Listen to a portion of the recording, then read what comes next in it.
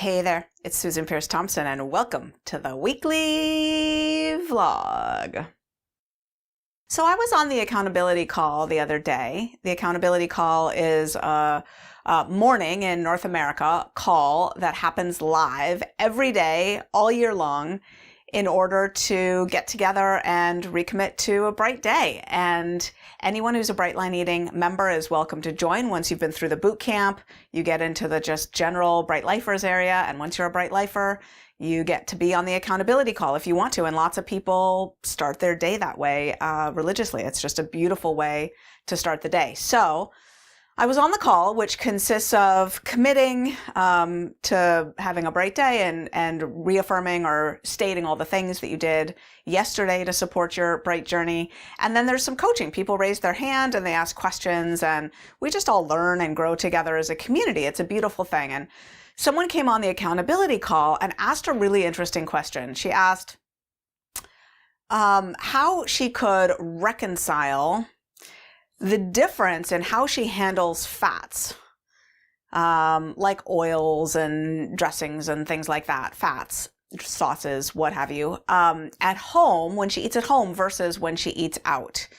She said that she's having a hard time justifying the care and precision that she takes when she's home, measuring her tablespoon of oil and, not putting sauces on her meats and so forth at home.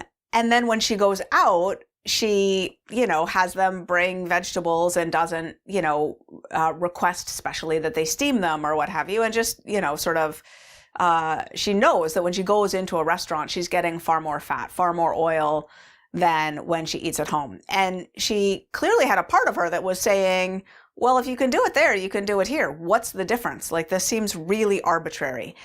And I can see why it seems arbitrary. So she came and she asked that question, and I said, okay, great question.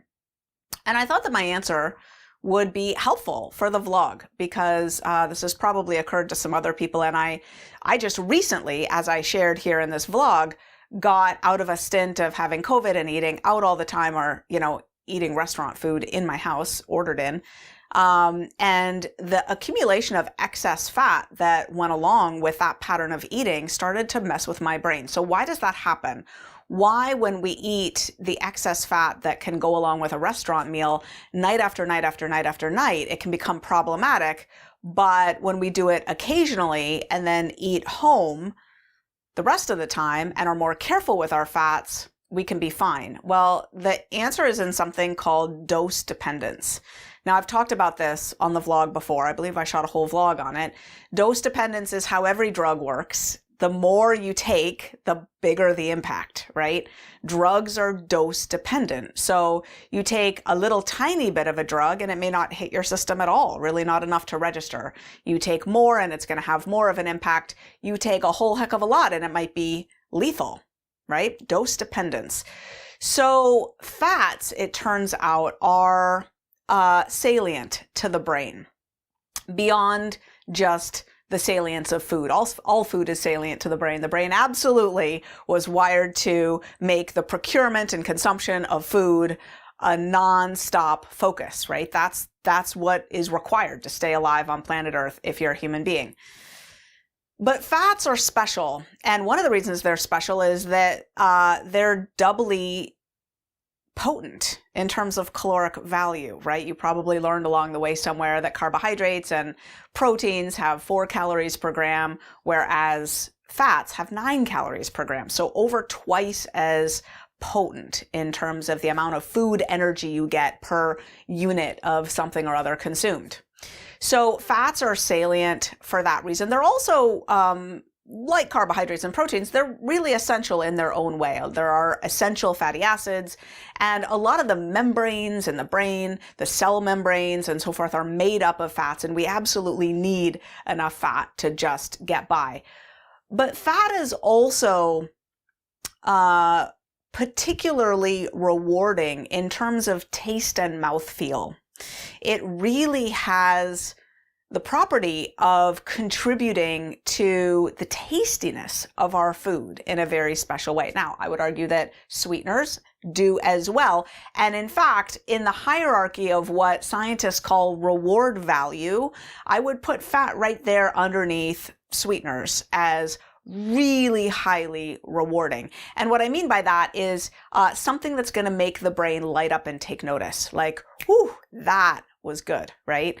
And that kind of food reward value is going to be something that we want to watch in bright line eating, right? Because we're trying not to light up our brain all the time and make it hound us for more of that particular yummy thing. That's what we call getting the brain to heal, right?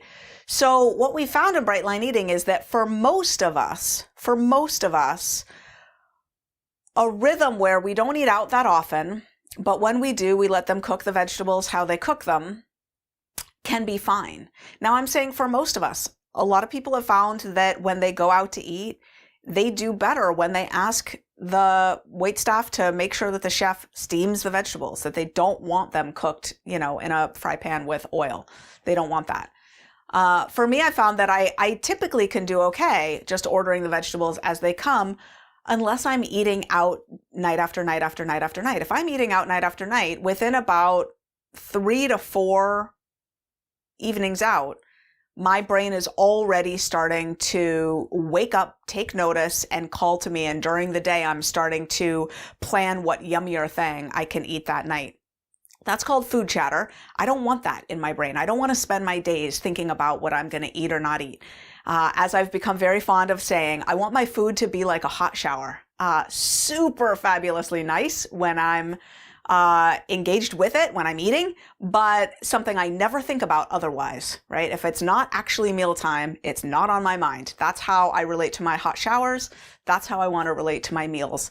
And what I shared with this woman who asked on the accountability call is, if you were to stop measuring your fats at home and, roast all your vegetables in oil and saute them in pans with oil and put sauces on your meats and so forth, you would in short order find that, within the first week, you would find that your peace was gone and the food chatter was up in your brain. Now, like most things around here, this is another place where the susceptibility scale comes into play, right? If you're a 3 on the susceptibility scale, and of course I'm talking about the food addiction susceptibility scale, you can always take the quiz to find out what number you score from 1 to 10, 10 being high, like me, this is the place where it's not good to be a perfect 10. You can always take the quiz at foodaddictionquiz.com, if you haven't already. But if you're a 3 or a 2 or a 1, then what I'm saying doesn't apply to you, right? But frankly, we don't have that many 1s and 2s and 3s watching this vlog on a weekly basis. What we have around here are more 7s, 8s, 9s, 10s, and then the so-called 10 plus plus category, which is what I really am. So the higher you are on the food addiction susceptibility scale, the more your brain is going to light up when it comes to those extra fats. And really, your brain is going to take what it can get. So if it can't get sweetener, then it'll take fat. If it can't take fat, then it'll take salt. If it can't take salt, then it'll, be super grateful to get that extra big Honeycrisp apple, right? Those of you who are known to shop around for bigger fruit know what I'm talking about. Now, that's a certain kind of brain, right? And it's the kind of brain that we serve here in Bright Line Eating preferentially because, frankly, there aren't a lot of places that take care of people with brains like that. But it is true across the board for everyone that fats have higher reward value and that your brain is going to notice the difference between vegetables roasted in oil and meats with a creamy sauce on them than steamed vegetables and a plain piece of meat seasoned nicely with salt and pepper. Your brain is going to notice the difference. It definitely is. And what we're looking for here is to calm the brain down enough and give a nice, balanced, whole foods meal plan that's simple enough that your food settles down to being a beautifully wonderful, pleasant, even spectacularly fabulous part of your day, like your hot shower.